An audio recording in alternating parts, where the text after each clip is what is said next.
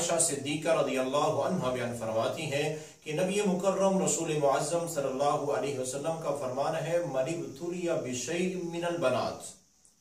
جس بندے کو بیٹیوں کی وجہ سے کسی پریشانی کا سامنا ہے، کسی مشکل کا سامنا ہے، اور وہ اس مشکل اس پریشانی پر صبر کرتا ہے، بیٹی کی وجہ سے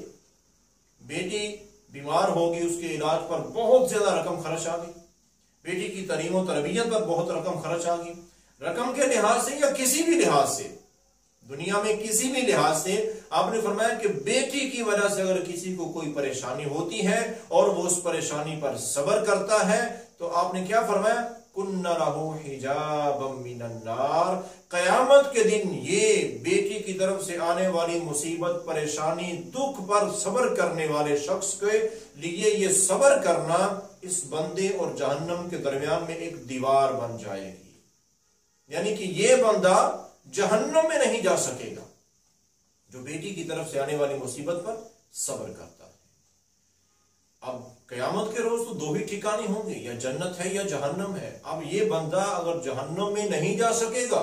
تو جنت کا تو راہ پکا ہے، جنت تو اس کی پکی ہے، یعنی کہ آپ نے ضمانت دے دی، اللہ کے رسول صلی اللہ علیہ وسلم نے ضمانت دے دی کہ وہ شخص جو بیٹیوں کی طرف سے آنے والی پریشانیوں پر صبر کرتا ہے وہ پکا جنتی انسان ہے، اس میں کوئی شک نہیں ہے۔ اور یہ حدیث پاک جامع ترمذی میں موجود